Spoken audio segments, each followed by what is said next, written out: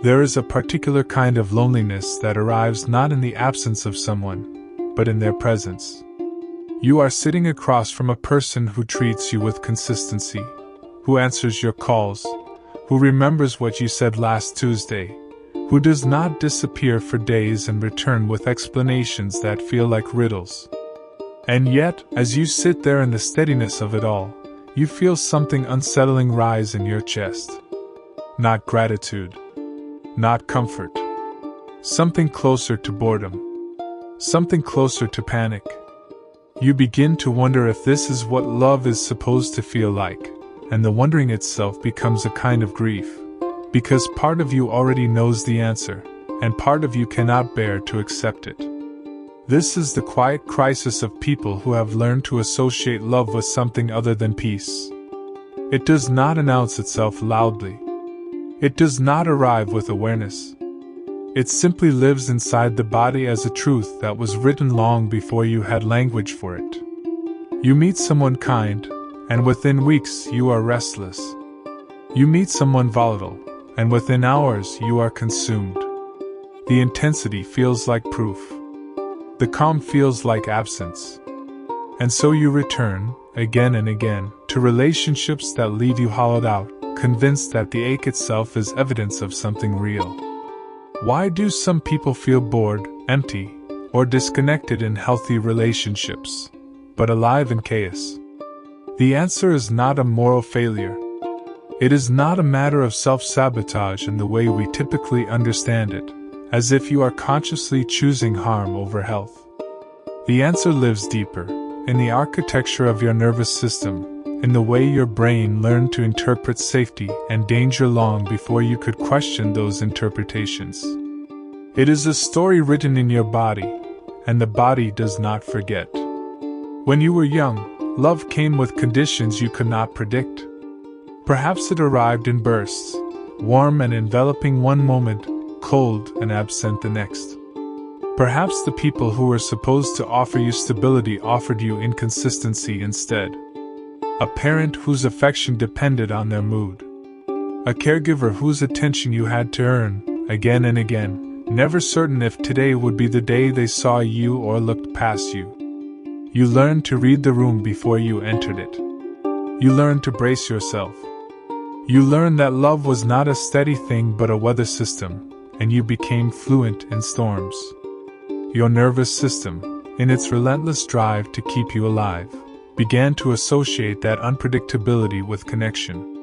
The adrenaline, the hypervigilance, the constant monitoring of another person's emotional state, these were not obstacles to intimacy. They were intimacy.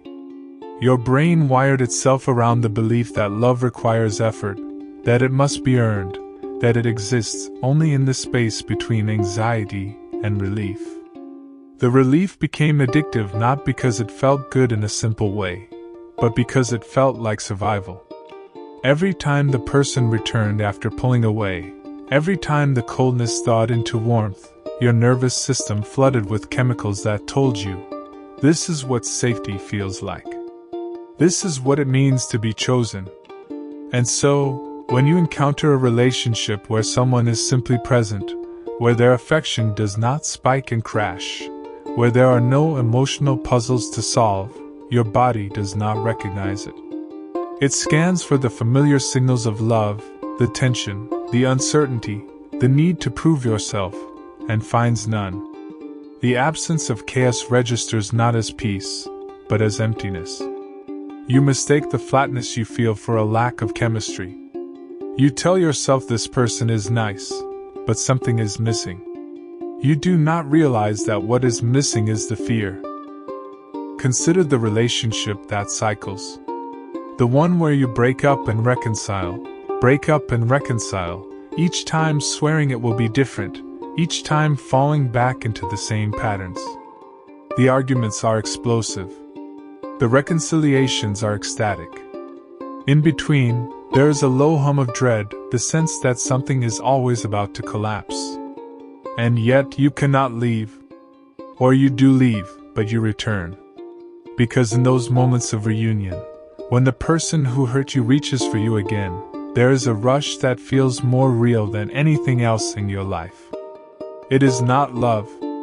It is your nervous system lighting up in recognition, mistaking the familiar cycle of rupture and repair for intimacy. Or consider the person you cannot stop thinking about, the one who is emotionally unavailable, who gives you just enough to keep you hoping but never enough to feel secure. You check your phone constantly. You replay conversations, searching for hidden meanings. You feel a kind of obsession that you tell yourself is passion. Meanwhile, the person who is actually available, who wants to build something stable with you, feels boring by comparison. You do not understand why you cannot stop thinking about the one who makes you anxious and why you struggle to feel anything for the one who makes you safe. The answer is that your brain has learned to equate longing with love and satisfaction with loss of interest. There is also the quieter version of this, the one that happens inside long-term relationships. You have been with someone for years. They are good to you. They are reliable. And yet you find yourself picking fights over small things, escalating conflicts that could have been resolved with a conversation.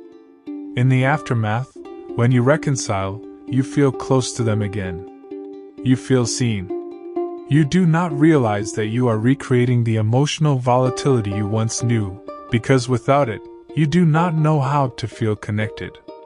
The tension is not a problem to be solved. It is the mechanism through which you access intimacy. This is the hidden cost of growing up in emotional instability. It is not that you are broken. It is that you are deeply adapted.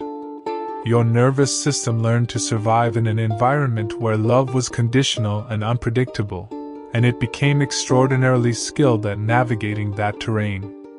The problem is that the skills that kept you safe as a child do not serve you as an adult. The hypervigilance, the constant monitoring, the need to earn affection, these were survival strategies, and they worked. But now, they prevent you from receiving the very thing you claim to want. The insight, when it arrives, is not dramatic. It does not come with fanfare. It comes quietly, in a moment when you are alone. Perhaps after another relationship has ended, perhaps after you have found yourself drawn once again to someone who makes you feel unsteady. You realize that the feeling you have been chasing, that electric, all-consuming intensity, is not love. It is activation. It is your nervous system responding to a familiar pattern, mistaking the adrenaline of uncertainty for the depth of connection. And the calm you have been running from, the steadiness you have dismissed as boring, is not absence. It is the presence of something your body was never taught to recognize, actual safety. This recognition does not come with instructions. It does not tell you what to do next. It simply allows you to see the pattern clearly, perhaps for the first time. You begin to notice the moments when your nervous system reaches for chaos, when it interprets peace as danger. You begin to see that the person who makes you anxious is not making you feel alive. They are making you feel the way you felt when you were young and love was something you had to chase. And the person who makes you feel calm is not boring. They are offering you something your body does not yet know how to receive. There is a grief in this understanding, because it means that much of what you thought was love was actually a reenactment. It means that the relationships you fought hardest for were often the ones that kept you in a loop, replaying an old script in the hope that this time, it would end differently. It means that the intensity you craved was not a sign of depth, but a sign of unresolved trauma, your nervous system trying to heal itself by returning to the original wound.